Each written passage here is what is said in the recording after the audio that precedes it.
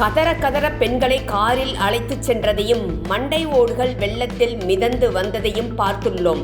பீமா பிணத்தை புதைத்துவிட்டு என்னிடம் தண்ணீர் வாங்கி குடித்தார் என சாட்சியங்கள் நாளுக்கு நாள் அதிகரித்து வருகின்றன.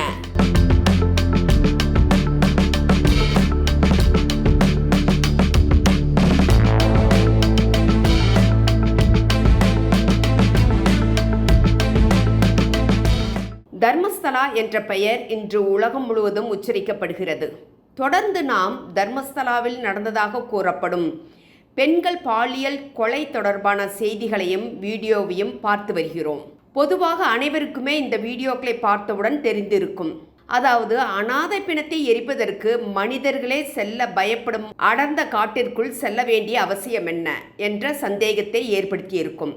பொதுவாக எந்த இடங்களாக இருந்தாலும் அனாதை பிணம் இருந்தால் சம்பந்தப்பட்ட உள்ளூர் அரசு அதிகாரிகளுக்கு தகவல் செல்லும்.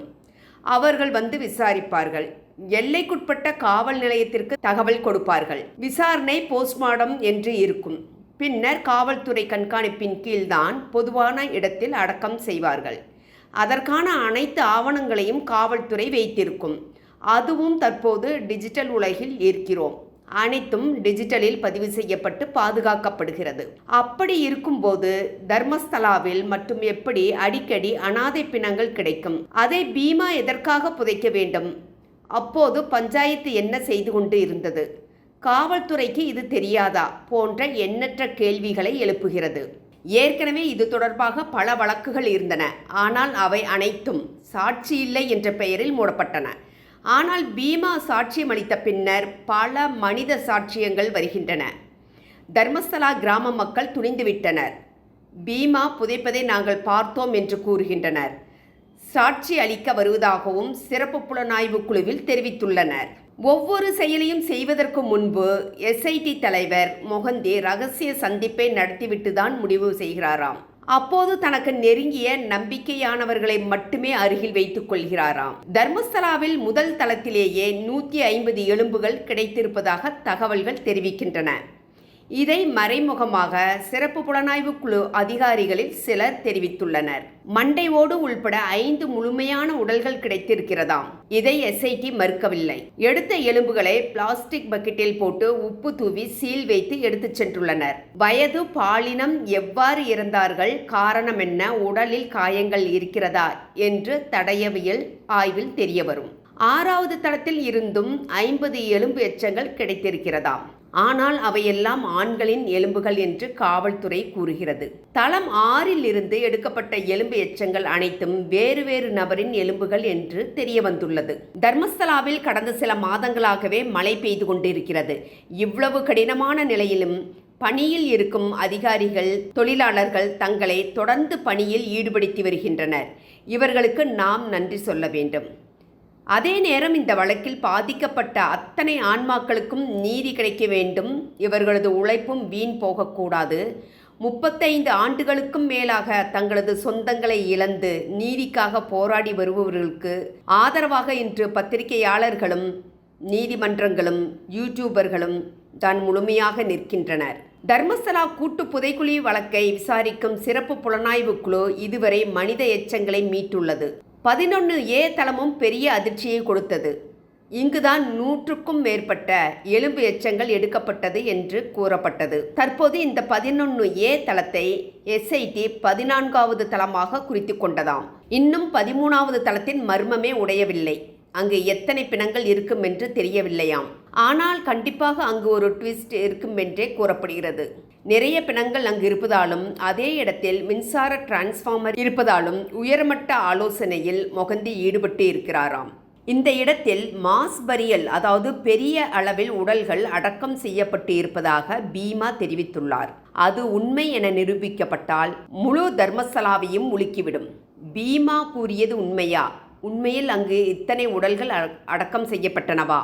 உண்மையில் அங்கு இத்தனை உடல்கள் அடக்கம் செய்யப்பட்டதா என்று தர்மஸ்தலா மட்டுமல்ல முழு நாட்டையே உலுக்கிவிடும். இந்த மாதிரி இன்னும் 32 தளங்களை காட்டுகிறேன் என்று பீமா மீண்டும் கூறியிருக்கிறார். அதையும் சிறப்பு புலனாய்வு குழு கவனத்தில் எடுத்துக்கொண்டுள்ளதாம். கல்லே பெட்ரோல் பங்க் அருகே பள்ளி சிறுமி புதைக்கப்பட்டதாக பீமா கூறியிருந்தார். நேத்ராவதி குளியல் படித்துறை அருகேதான் இந்த தளங்கள் அனைத்தும் உள்ளன. மீண்டும் ஒரு சாட்சியாக ஒரு பெண் முன்வந்துள்ளார். சிறப்பு புலனாய்வு குழுவிடம் கல்லேரி பெட்ரோல் பங்க் அருகே தனது வீடு இருப்பதாகவும், தனது வீடு அருகே பீமா ஒரு உடலை புதைத்ததை பார்த்ததாகவும் அந்த பெண் உறுதிப்படுத்தியுள்ளார். பீமா உடலை புதைத்த பின்னர் தன்னிடம் வந்து குடிப்பதற்கும் மண்வெட்டியை சுத்தம் செய்ய தண்ணீர் கேட்டதாகவும் அந்த பெண் நினைவுபடுத்துகிறார். உறுதியாக எந்த இடம் என்று தெரியவில்லை, ஆனாலும் காட்டுவதற்கு தயாராக இருக்கிறேன் என்று அந்த பெண் உறுதியளித்துள்ளார். இது 15வது தளமாக அடையாளப்படுத்தப்படுகிறது. இது பிணங்களை பீமா அடக்கம் செய்வதை உள்ளூர்வாசிகள் பார்த்ததற்கு சாட்சியாக இருக்கிறது. இதற்கிடையில் கூடுதல் தளங்களில் எலும்புக்கூடுகளை கண்டறிய சிறப்பு விசாரணை குழுவுக்கு உதவ மேலும் 6 பேர் முன்வந்துள்ளார்களாம். பல ஆண்டுகளாக பீமா அடக்கம் செய்வதை பார்த்ததாக கிராமவாசிகள் கூறுகிறார்களாம். மேலும் ஒரு சாட்சியாக துக்காராம் கவுடா என்பவர் புதிதாக புதைத்த இடங்களை எனக்கு தெரியும் என்று கூறியுள்ளார். அதாவது இன்று வரை அந்த கொடூரம் நடந்து கொண்டுதான் இருக்கிறதா என்ற அச்சத்தை ஏற்படுத்துகிறது.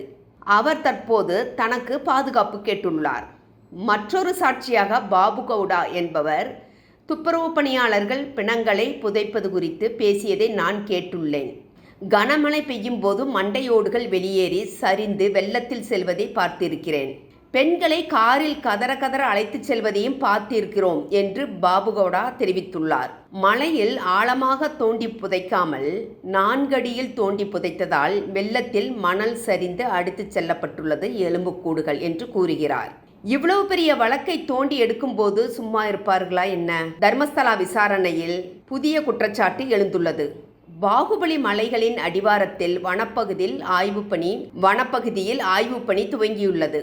ஆனால் இதற்கு அருகே மண் மற்றும் குப்பைகள் மலை போல் கொட்டப்படுகிறதாம். ஆதாரங்களை அளிப்பதற்கான முயற்சி என்று சுஜாதா பட்டின் வழக்கறிஞர் மஞ்சுநாத் ஒரு அறிக்கை வெளியிட்டுள்ளார். அந்த அறிக்கையில் சமீபத்தில் சுமார் 10 அடிக்கு புதிய மண் மற்றும் குப்பைகளால் ஆய்வு பணி நடக்கும் இடம் மூடப்படுகிறது. இதனால் 7 அடி ஆழத்திற்கு தோண்டினாலும் எந்த பலனும் கிடைக்கப் போவதில்லை. இது நீதியை தடுப்பதற்கான செயல்.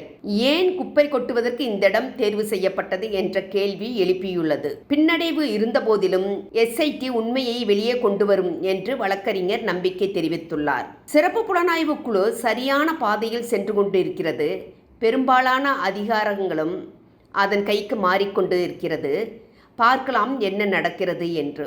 நண்பர்களே, எங்களது யூடியூப் சேனலை சப்ஸ்கிரைப் செய்யவும், லைக் செய்யவும், ஷேர் செய்யவும் நன்றி.